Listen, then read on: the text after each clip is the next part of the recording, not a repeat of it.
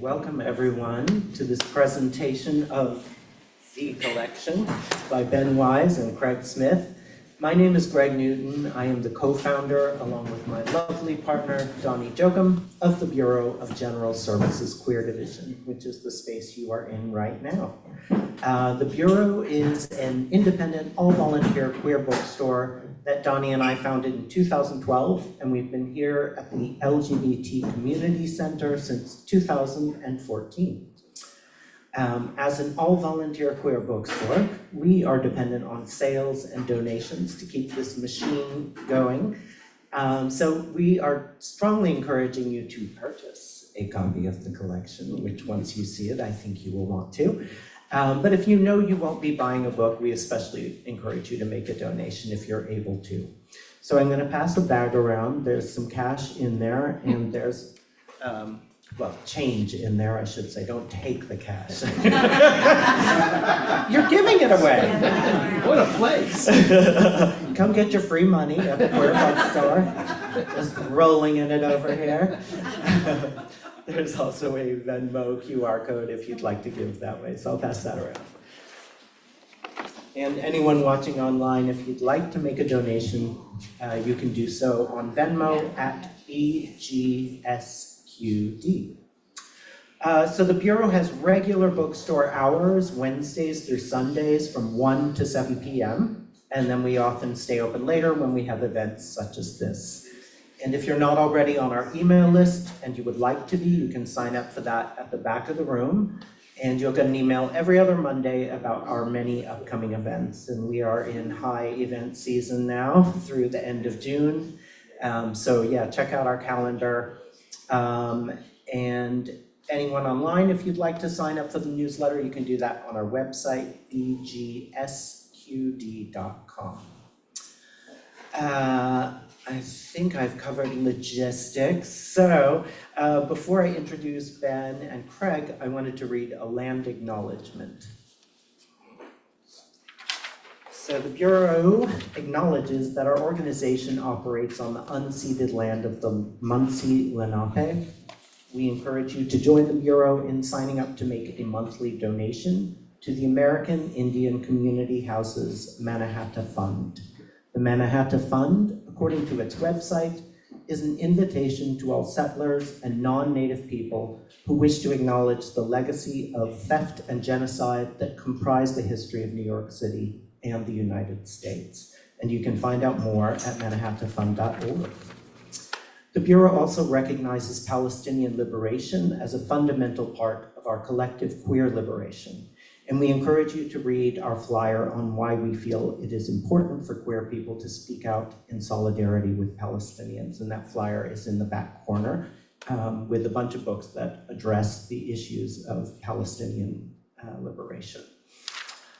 So let me introduce Craig and Ben. Dr. Craig Smith is an American media artist whose art and research focuses on the process, aesthetics, and ethics of human-to-human interactivity in contemporary art, especially photography, sound, and socially engaged performances. Smith's published books about art practice and social engagement include Relational Art, a Guided Tour with Bloomsbury Publishing, The Training Manual for Relational Art by CEPA Gallery, as well as On the Subject of the Photographic by the University of the Arts of London. Smith's exhibitions of photography, live sound performances, lectures, and other art media have been featured at an international range of museums, galleries, art fairs, athletic facilities, and financial organizations. Quite an array. Ben Wise is a historian of modern America and specializes in Southern history, gender and sexuality, and cultural history. His first book, William Alexander Percy, The Curious Life of a Mississippi Planter and Sexual Free Thinker, was published by the University of North Carolina Press in 2012. His research has been supported by grants and awards from the National Endowment for the Humanities, may it rest in peace, the Andrew W. Mellon Foundation, the Center for the Study of the American South at the University of North Carolina, and the Regional Humanities Center at Tulane University. Please give them both a very warm welcome.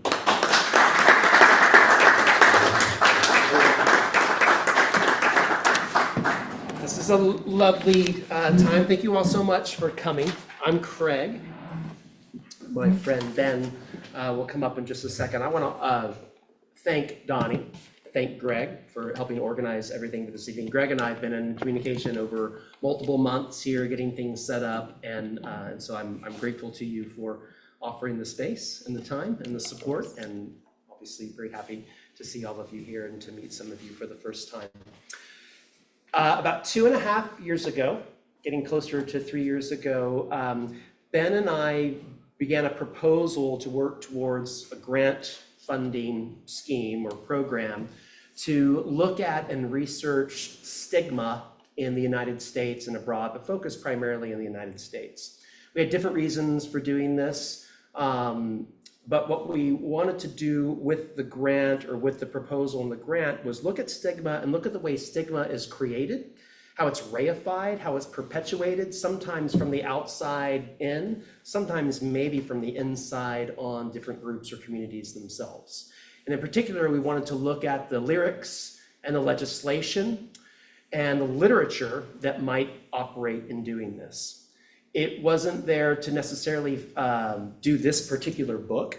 It wasn't even there originally to do a book. We didn't know what we would create, but we wanted to go out and figure out what sort of visual ephemera, what sort of sets of information were available that with this question and looking at those types of forces and factors that set up and identify and marginalize through stigma particular communities at particular times, in the United States primarily, but also abroad, what was out there? What could we use? Where could we write the narrative in between these different visual elements, sculptural elements?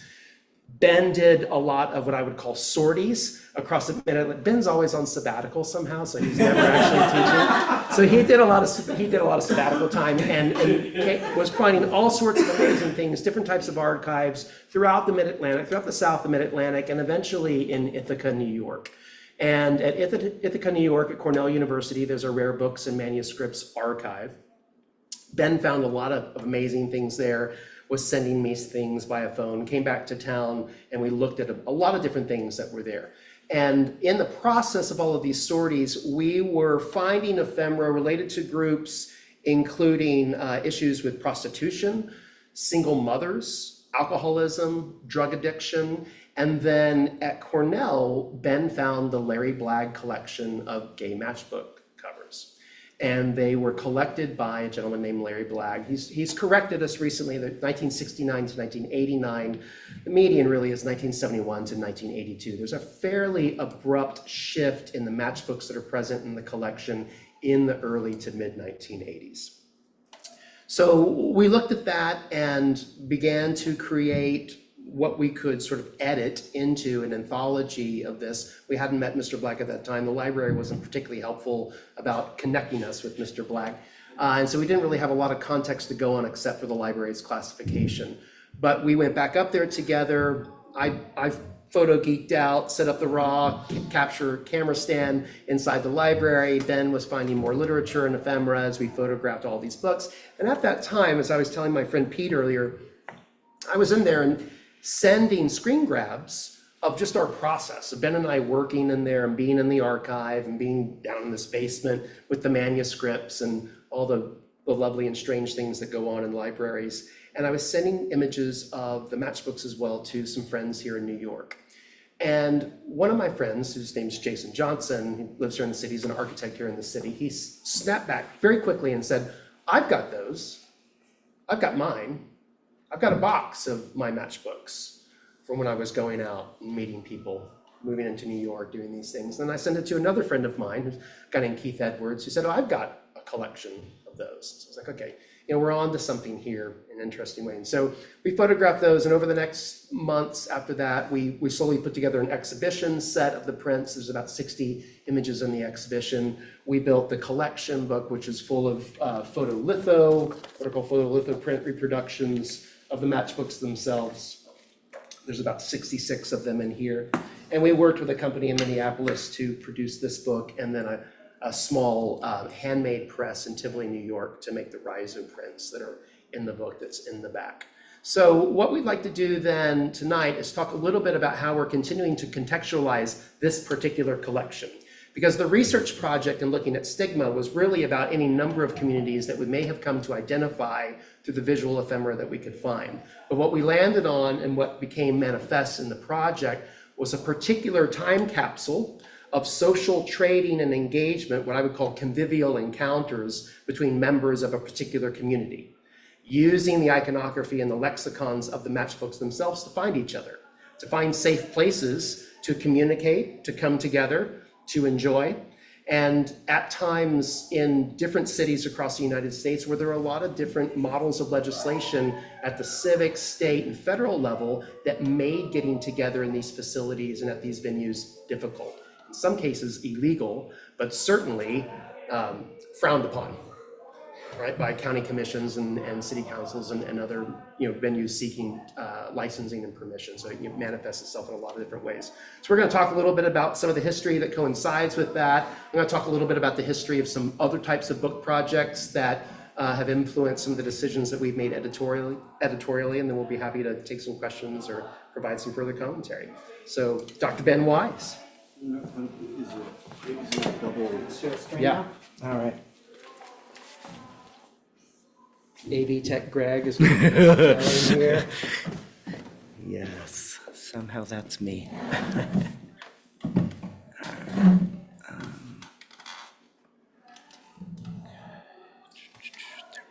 Is it okay with you guys to sit down for this? I've been walking around in the rain all day.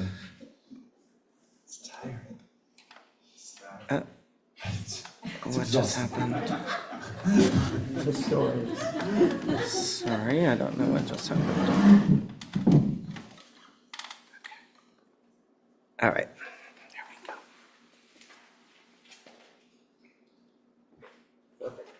Right. All right, let's move this little guy.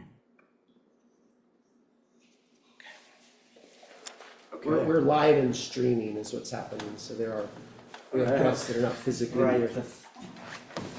The little stamped.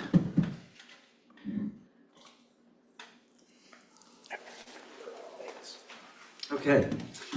Well, Craig and I are residents of the state of Florida, and we're employed by the government of the state of Florida. So as an epigraph to this talk, I'd like to read you the text of a few recent laws that our state has passed. Florida House Bill 1557, which went into effect in 2022, decrees that, quote, classroom instruction by school personnel or third parties on sexual orientation or gender identity may not occur. The next year, Florida House Bill 1069 built on this. Quote, a person's sex is an immutable biological trait, and it is false to ascribe to a person a pronoun that does not correspond to a person's sex.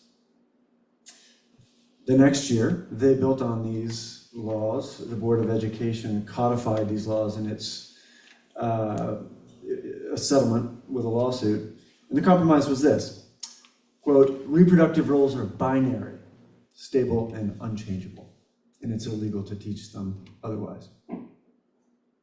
So these are the texts of the laws of the state that Craig and I live in. And text, generally speaking, is the stuff that history is made of. In 100 years, historians can visit archives and they will read texts and interpret them to reveal the true history of yours and my society.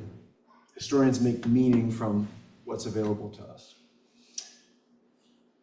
The government of Florida has also passed laws recently about history and the making and the telling of history. Florida's House Bill 7, passed in 2022, says that American history shall be taught as factual, not as constructed, and shall be viewed as knowable.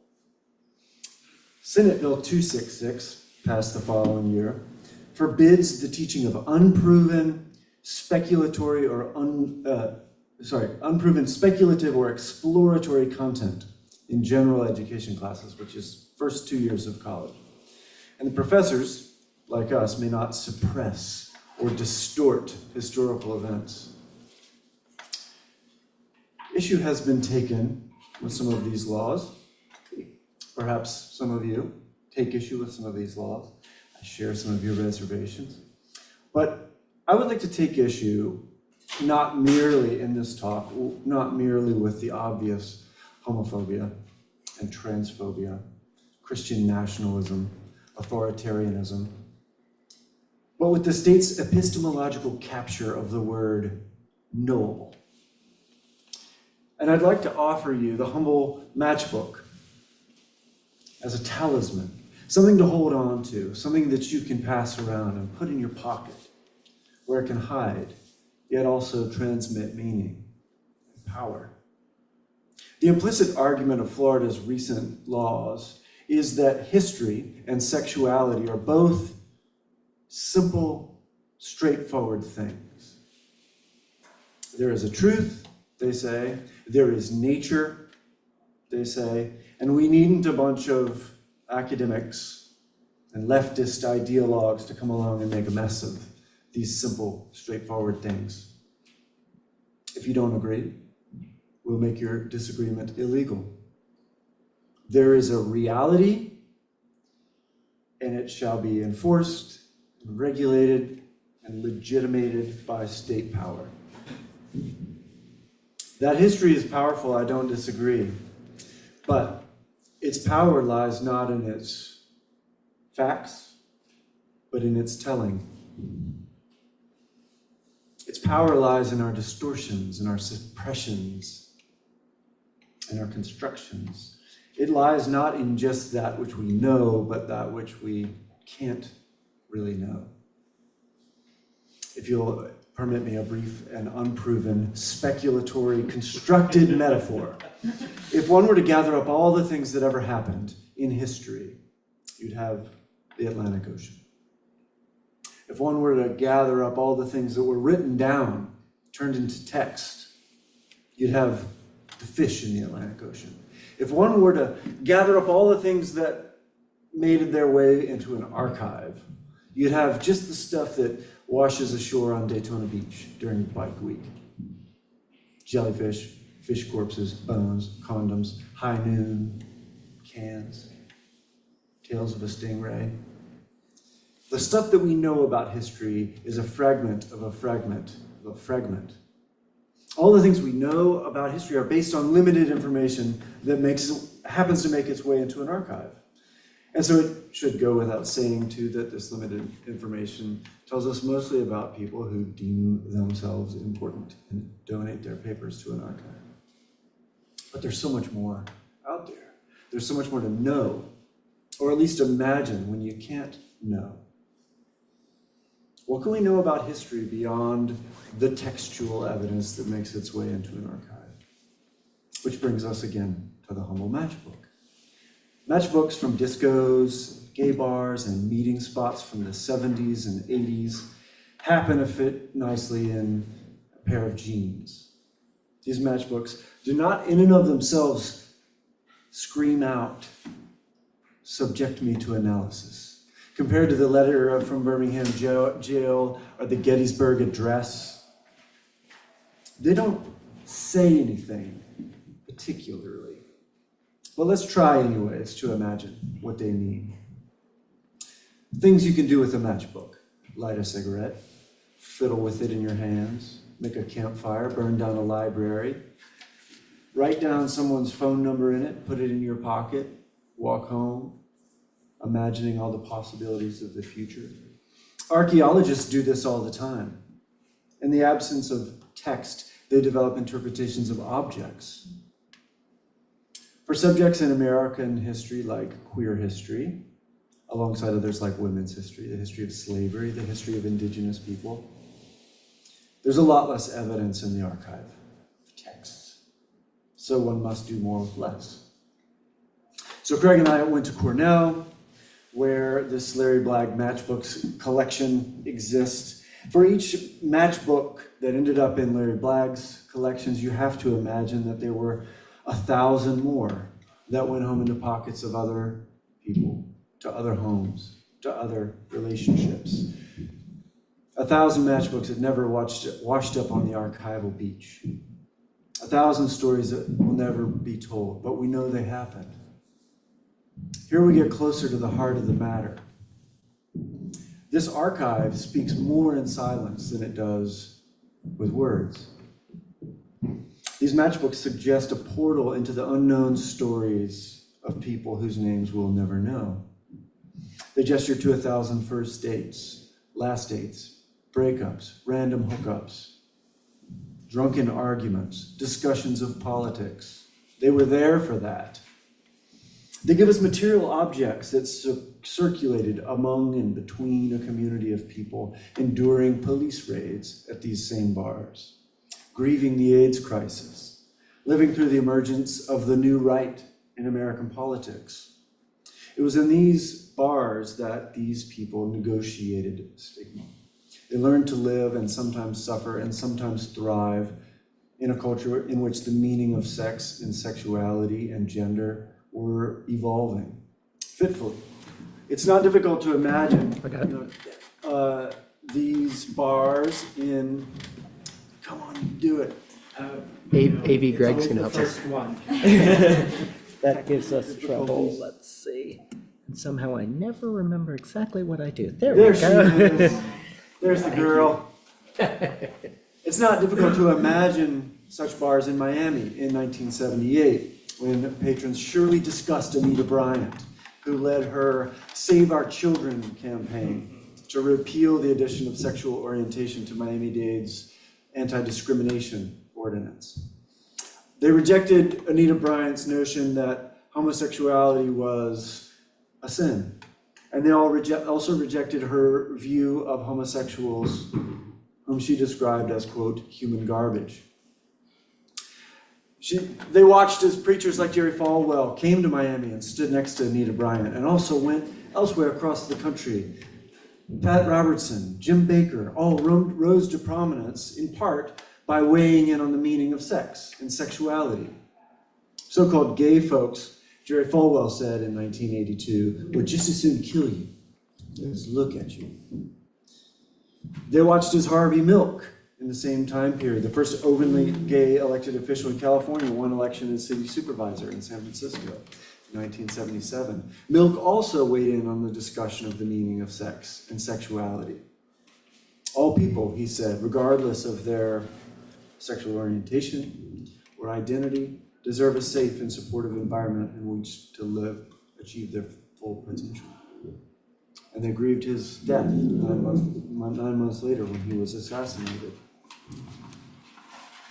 Michael Hardwick was a bartender at a gay bar in my hometown of Atlanta called The Cove. He worked late into the night of July 5th, 1982, preparing for an upcoming disco party. Afterward, he took a matchbook outside and lit a cigarette and cracked open a cold beer and drank it on the sidewalk outside The Cove. As it happened, a cop drove by and saw him drinking on the sidewalk and issued him a ticket for public drunkenness. Hardwick, a few weeks later, went down to the courthouse, paid his ticket, but due to some sort of clerical error, the ticket didn't get registered, and the local judge, the DA, issued a warrant for his arrest. The cop arrived at Michael Hardwick's apartment. The story is well known, perhaps you know it already, arrived at his apartment in August of 1982, and a visitor, an out-of-town visitor, who was staying with Michael Hardwick answered the door, and the cop said, "We're looking for Michael Hardwick," and he said, "Sure, his room's right down the hallway," and the cop came in the apartment, walked into Michael Hardwick's room, where he was engaged in sexual acts with another man. The police officer, who was intending merely to serve a warrant, was now faced with the law of the state of Georgia, which stated, alongside most other American states at the time, that sodomy, as it appended as state law, was illegal. So they arrested both of these people and said, "You're arrested for violating state law." The long and short story, it went all the way to the Supreme Court. The ACLU came to represent Michael Hardwick, went all the way up to the Supreme Court, which issued its opinion in the case of Bowers versus Hardwick in 1986. The court interpreted this case, not as a case about privacy, not as a case about adulthood or consent, but about the meaning of sex and sexuality. The majority opinion argued that the Constitution, quote, did not confer a fundamental right to engage in homosexual sodomy. A concurring opinion by Chief Justice Warren Burger cited the ancient roots of prohibitions against homosexual sex, describing it as, quote, an infamous crime against nature. Worse than rape, a crime not fit to be named. Justice Burger concluded, to hold that the act of homosexual sex is somehow protected as a fundamental right would be to cast aside millennia of moral teaching. This story is no doubt familiar to some of you, but I would like to highlight a few details as I wrap up. And my thoughts center on the themes of historical judgment, objectivity, and contingency. We started this story with the humble matchbook, and we ended with the Supreme Court. Yeah? In 100 years, most likely, historians will read the latter rather than the former as evidence about the world that you and me live in. It's fine. This Supreme Court judgments are important. But one also runs the risk when reading evidence of the powerful to slide into the trap that history is made up of oppressors and the oppressed, good guys and bad guys, those who think like us, those who think like them. We begin to rank ourselves in a hierarchy of historical value. A great distortion occurs. This is how most people think about history, really. Well, we weren't slave owners. Well, we weren't segregationists. Well, but in 100 years, a great distortion might occur in which we begin to see history moving in a trajectory, an ethical trajectory that leads straight to us, beautiful us. So we offer these images in this context as an invitation for you to reconsider, for us all to reconsider our own practice of judgment, historical judgment. These images remind us again that profound humility is the only posture from which anything like historical awareness can emerge. Forget what you know. Abandon what is expected. Seek to find the stories beyond silence. When you hold a matchbook, pledge allegiance to all that we do not know. Here's something we do know. History makes fools of us all. We are all of us bound up in a story that we didn't write and we won't live to see the end of.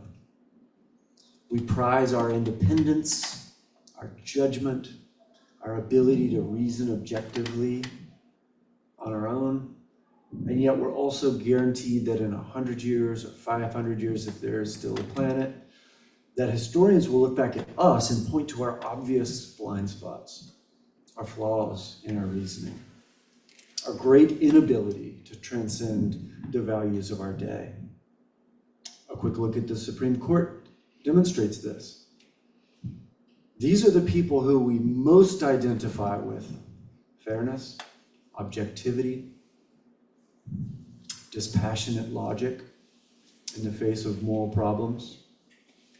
These are the people who are institutionally empowered to bend the arc of the universe towards justice. And yet, we find that they too, like us, have politics, obligations, cultural orientations that bespectacle them. Dred Scott, Plessy versus Ferguson, Korematsu versus United States, Bowers versus Hardwick, Dobbs versus Jackson. History is in the past, yes, but history is also precisely the moment in the present where our free will stops and our finitude begins. History is the limits of the self. One final thought. Us all being here in this room tonight, Craig and I's ability to make this project and go to Ithaca and find these was contingent upon one person, Larry Blagg, who happened to collect all of these things and happened to donate them to an archive. And then us happened to visit that archive and think they were potentially interesting artifacts. Not quite arbitrary, but contingency upon contingency. It may not be too much of a stretch to argue that the likelihood of a historical story ever getting told is roughly equivalent to the likelihood that a cop walked in on Michael Hardwick having sex that day. It's unlikely. The archive is not the truth. It's a collection. So in a historical moment in which state power, the state of Florida, the government of the United States, has decreed that history should be knowable and factual, we offer these images as a testament to history's abstraction and its contingency.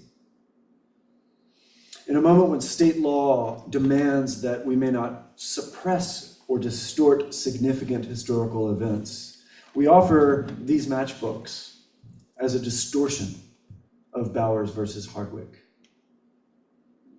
In a moment that the law forbids American history to be defined as anything other than the creation of a new nation based on universal principles stated in the Declaration of Independence, we offer these matchbooks as universal principles. We'd like to upscale the ephemeral to the universal. Matchbooks. Turn them inside out, light them on fire, put them in your pocket, and walk down the street into the future, whatever awaits. Thank you. That's my piece.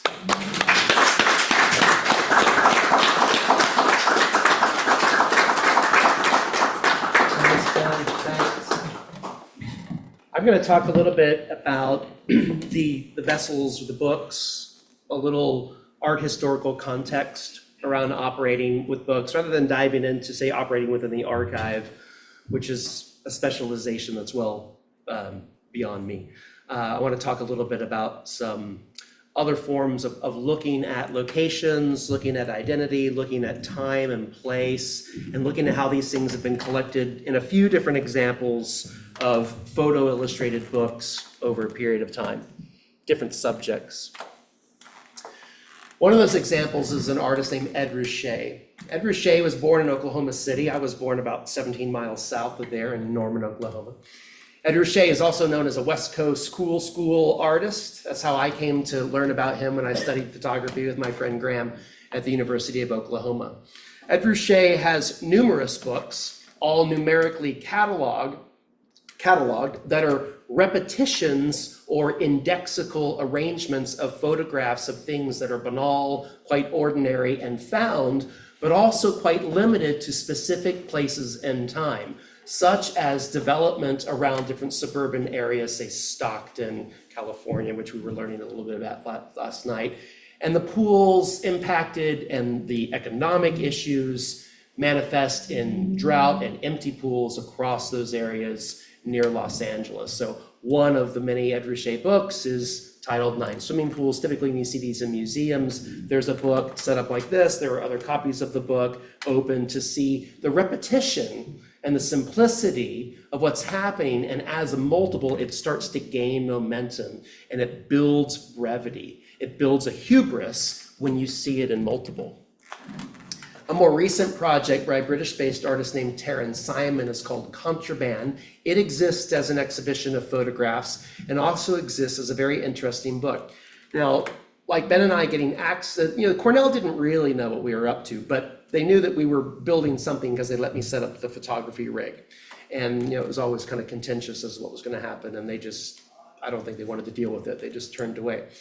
Taryn did something a little more developed where she got access at JFK to all of the customs and import officials and their facilities, and all of the contraband, everything confiscated from checked luggage coming into the United States, she got to photograph. All of those things are kept for about 72 hours. So she spent about 2.5 days, not quite 72 hours, photographing this cycle of objects that were coming in. It includes all sorts of things, lots of food, right? Lots of food items that are not allowed to come into the country, lots of firearms, lots of books of subjects perhaps not understood by the federal agents that are going through and unpacking different persons' belongings as they pass through into the country. You can only imagine, she did this almost 25 years ago. You can imagine the scale of what's going on with this now for persons that can get into the country. The firearms are not an emphasis of the book, but they're an interest of mine. And these are most likely family heirlooms or something that's been purchased possibly online or through another market that's being transported across international boundaries. And then a gentleman named Matthew Backham, who's from Minneapolis. We don't really know where Matthew is right now. I think he's either in London or Prague. We're not really sure. But I lived in New York here with Matthew for a number of years, and he's a fascinating thinker and also worked at Rare, the gallery here in Chelsea that Pete Serace ran. Matthew made with Steidl Publishing a book called The New York City Museum of Complaint. And what the New York City Museum of Complaint basically are photographs made in the New York City Municipal Archives where Matthew was able to get access for multiple months and go through stacks of acid-free boxes where letters written over 200 years to city officials, maybe mayors, maybe council members, maybe landlords, maybe supers, but things that complained about what was going on in New York City, what somebody was pissed off about at any given time, were collected. So there's been teams of people over time that have donated, and there's been teams of people that have seen the value potentially at some point that we need to keep these things, we need to collect these things. They tell a story about New York, which is not the story that's been branded New York City as the happiest place, the happiest city on earth, right? These are different types of stories, not necessarily bad stories, possibly much more interesting stories. And Matthew spent that time digging through and doing that. It's a really beautiful book. Steidl is a quite significant press, and it's something that on Matthew's behalf, I'm quite proud of him, and on his behalf, I'm very happy that he was able to do this. And of course, there's a lot of different things in these letters that you would imagine are going to be there. Rats, people making noise outside of bars, but also gay persons holding hands on the sidewalk in front of apartment buildings, right? In terms of taking it back to situations like our project. So in these different examples, these are all utilizations of archive. They're not projects that are about archive. They're not they're doing archive research as a process to find an outcome that informs something about a popular or cultural model that can inform other groups, maybe groups that were not alive in that time and place, to learn something different than the major narratives that have been approved and stamped to be knowable, to borrow one of Ben's phrases. And in these cases, pools, contraband, and complaint. Now, doing a project like this photographically is a formal project. There's mechanical and technical things that I like to be able to do, but also as an edited volume, there's a lot of different stories that are being told by these photographs that Ben and I do not know. So almost a year ago, when we first finished the book, we did an event, I did an event for the books in Fire Island at Cherry Grove. And I met a lot of people I'd never met before. I also reconnected with the persons that had initially responded to me about having their own collections of these books. And I ended up sitting with a lot of different people who had been to the clubs that are in this book. I heard stories about the club I identified as the Eagle, and through different forms of eagle iconography around different cities in the country, which I learned then were often a way to state that this is a safe place to go and engage with a community. You will be safe here, you can have alcohol here, no one's going to beat you up here, no one's going to kick you out of this bar because you identify as homosexual, like these things going on. And that in most major American cities, through a period of time, including the time that Larry was collecting these matchbooks, you could find an Eagle Club. Larry Blagg has told me very recently there is actually still an operating Eagle Club just a few blocks from where he lives in Los Angeles, and he sent me some of their contemporary ads. So in doing a project like this, and looking at archive, and looking at particular communities, and returning to lyrics, legislation, and literature that creates the archetypes that can perpetuate stigma, again from the outside in or from the inside on itself, I think the book and the project and what Ben and I are working on in a bigger way can be assumed to be something that's using representation to do advocacy. I would argue that Ben and I are doing a theoretical modeling of a time and a place of convivial encounters, of people coming together, goal-oriented in some way, that's not as free and open as one might assume. And in looking at how that's constructed and the language, the lexicon of the matchbooks themselves, of places and encoding of that visual information that we may not know the individual parts of, but at a particular time and place, say in this city, in another city, these things were encoded and we're speaking a certain type of language. I think as artwork can certainly do advocacy, artwork is assumed to do representation. I think it does much more than that. But I think the matchbooks themselves demonstrate a historical document where people are taking agency and advocating for communities themselves and communities that they identify with. Now, on the insides of a lot of the matchbooks, as Ben referred to, there is a lot of writing, phone numbers taken. Again, these belong to someone, and I did photograph the insides of those matchbooks. I did not reproduce the insides of the matchbooks. We decided not to do that. Again, we hadn't met Mr. Blagg when we made that decision. But it did make the project about one person, potentially, and the person they met, versus what as visual culture, what as a collected photographic anthology of a particular time across multiple places might be possible, and where that meaning might get applied and identified with by different persons that come into contact with it. And that openness as an artwork that continues to develop meaning and gain agency as it moves around, I think is a great goal for art practice, rather than being a closed system where Ben and I have determined what the project is about individually, and that it never becomes about anything else. It gets us right back to being knowable. Right now, a lot of art and a lot of art training, a lot of art education is about telling students that they have to be succinct and defined and in-depth with their meaning. And in most cases, students who are training to be artists go to autobiography. They talk about themselves. I have disagreements with my colleagues about the value of that all the time. But when there's an association beyond themselves through different types of forms, then we get into a manner of advocacy through representation that I hope is quite productive around what the books can do, or what projects like this can do.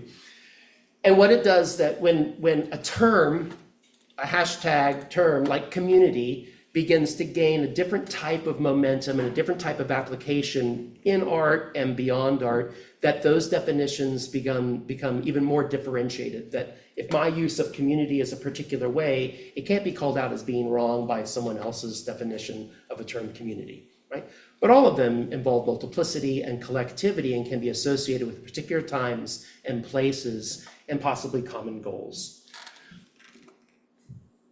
I also think the matchbooks, as been described in the genes, the matchbooks are amazing forms, just like postcards or carte de visites of dialogue, of a documentation of dialogue that's going on. Not only Mr. Blagg's notes that are inside some of the matchbooks, but the trading of them from the venues themselves, the importance of having a place that you can go, a place that you can return to, a place that you're going to go and find other persons and be okay. It doesn't have to be the gay community. Those places can be representative and accommodating of all sorts of communities and members of those communities. We happen to find Mr. Blagg's collection, which is looking at these particular types of venues at this particular time. Poignant in a number of reasons, some of which we've developed and contextualized, others of which will be contextualized and developed by the persons that come into contact with the collection of the matchbooks. Very few people will come into contact with the matchbooks when they're in the basement at Cornell. Right? More people can come into contact with it now. And as I mentioned to Greg earlier, our goal is that the books get out in the world, that people are able to touch them, to enjoy them, to share them, and to tell stories. And again, we continue to learn things that go on about that through meeting people, through doing things like this. It's the point of doing things like this. We do sell the books. We want to sell the books. We need to sell the books. But really having the conversations and learning more about what's perpetuated by the project, what the literature, the lyrics, and the legislation, the things that we do know, things that we don't know, can help us to understand about other projects that we might do photographically and otherwise. And so we present to you the collection. Thanks so much.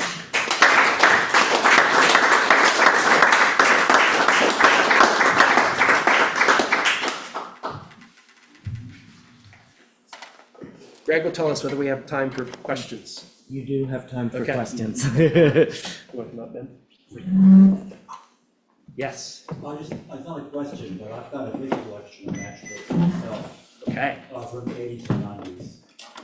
From particular types of, Mostly New York, but some from traveling. I think some from Boston, LA, San Francisco, awesome. but mostly New York. So my father was a smoker. He was born in I 1947. never smoked in my life. Okay. My dad was a smoker, his dad was a smoker, and I grew up around smoking in the house, and I always grew up around matchbooks in the house. And what I remember from growing up in central Oklahoma was that any place that we went, when I was a kid, you could smoke in them, restaurants and everything, and they always had matchbooks. And so when he died and I brought those matchbooks home, like I can go through there and go through this catalog, this index of all of these restaurants in Norman, Oklahoma. There aren't really a lot of bars in them per se, but restaurants or bistros. Like, oh yeah, I remember that place, I remember that place. What's fascinating, I mean, I love that and I'm nostalgic about that. And what's fascinating to me now is when and where you find matchbooks printed and shared today.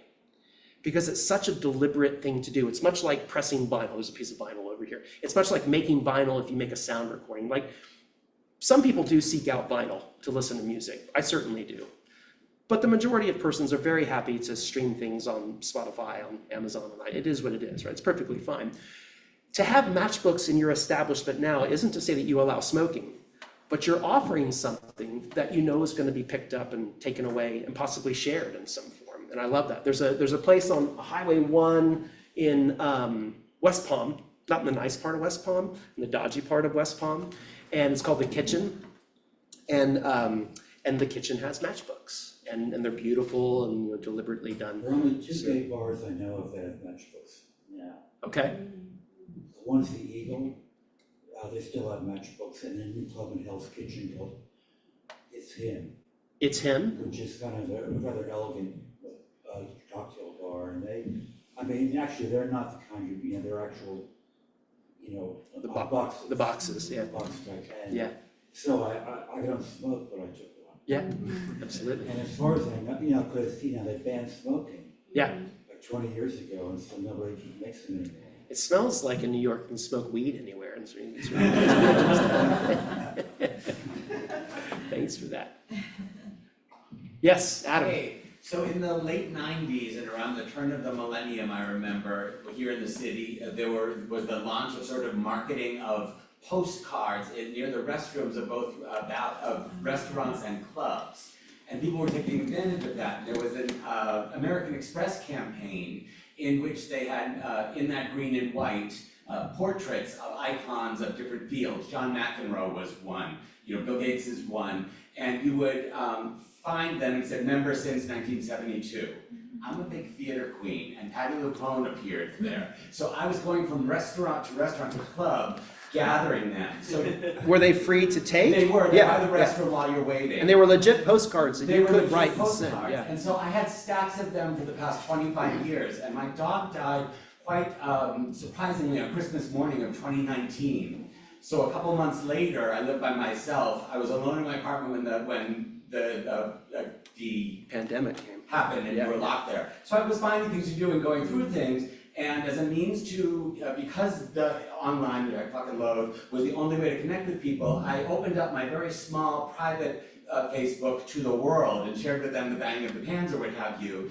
And in it I shared myself and met people around the world. And so at one point I said, if you DM me your home address, I will, because I had 100 of them, I will send you a handwritten postcard from there. And I sent out maybe 90 of them and got back from those people, thank yous and letters, like 50 or so. Amazing.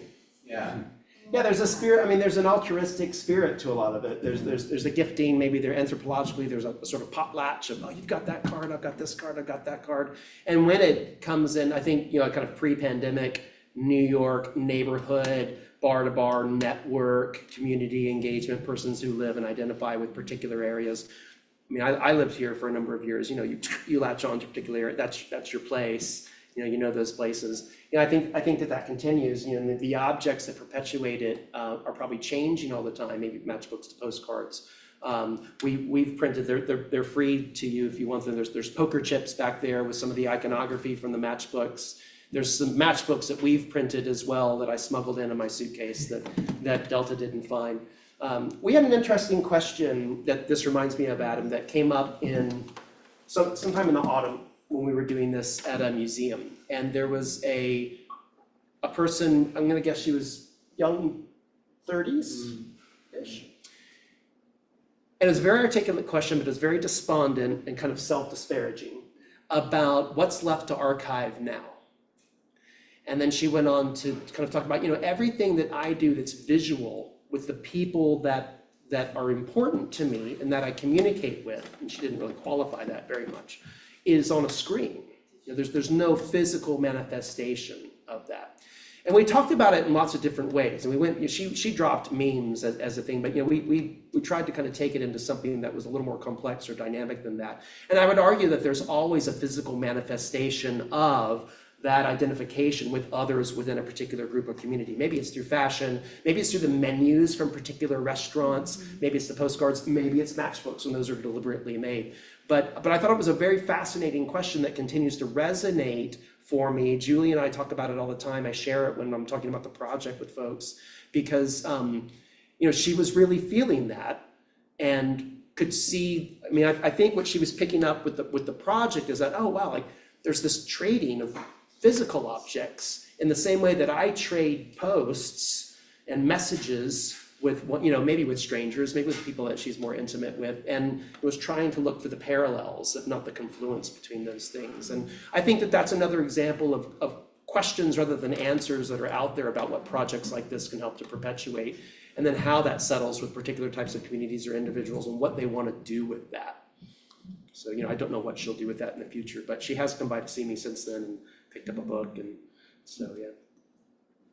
It's a personal question for you, but how much do you think that the Western History Collection had to do with this road? Yeah. Because Craig and I both. So my friend Graham Morrison and I studied photography. We studied photography together at the University of Oklahoma in the early to mid 1990s. And there's this amazing place that's still there. Of course, it's all on a server now, called the Western History Collection.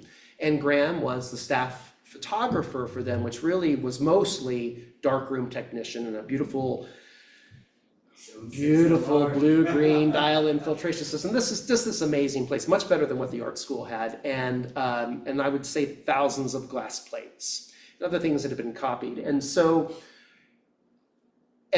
we were always producing things that were going to be used in books or articles, magazines, maybe newspapers, and we weren't involved with that. When Graham graduated and moved on, I came in and started to do that work in Graham's place. I think that the order and the index and the classification is a kind of interest, rather than seeing that as boring or annoying, seeing those structures of organization and then the visual manifestation of what's actually in that catalog number. In the case of these plates, they would be written on, and then the plates were inside. You couldn't see them. You had to glove up and slowly pull them out. I've never thought about it, but it's very similar to unpacking those. I re-photographed a lot of the.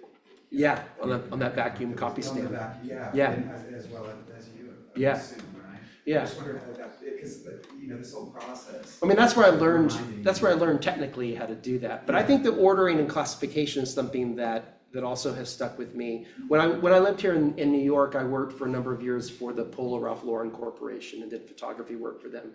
And I worked for a great guy. It wasn't the right job for me, but I worked for a great guy and I learned a lot of things. But one of the things we did was a lot of repro photography. Mm-hmm. And so I learned how to do those things. And you were also constantly researching and rephotographing Mr. Lauren's personal fashion archive, which basically is on a 5 or 6 year cycle. And so what you find in an RL shop, you probably found 7 or 8 years before, maybe different fabrics and things. So. Sorry? I think I assisted you. Yeah, you did. Yeah, we made some nice photographs in the showroom.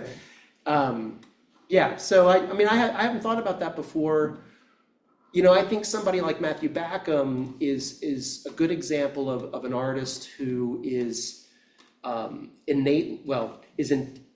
is integral to thinking or contextualizing historically artists working in libraries specifically.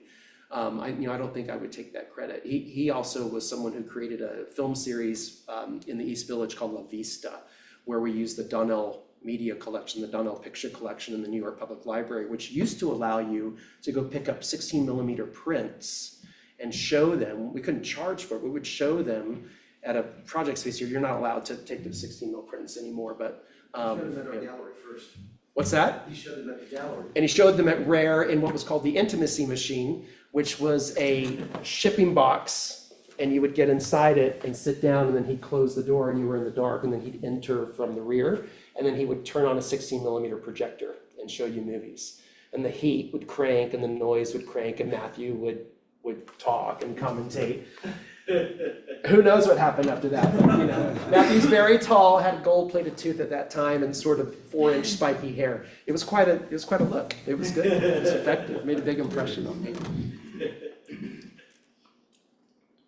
What else? Anything else I'm curious about? Any other thoughts, Dr. Wise? I have so many thoughts. So many thoughts. But I've said them all.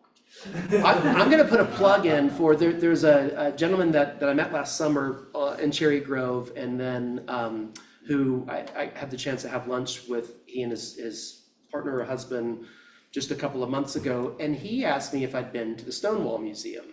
I had not been to the Stonewall Museum. Of course, we're not very far from it right now. If you haven't been to the Stonewall Museum, it's a really beautiful, well-created space. It is also an archive of a series of historical events, not just the big one that's quite famous, but all sorts of historical events and what's happening around Christopher Street and that part of the West Village, you know, through a different period of history. And so I'll just throw that plug in since we're not very far away from it. It's quite a place. Thank you all so much. Thanks for being here.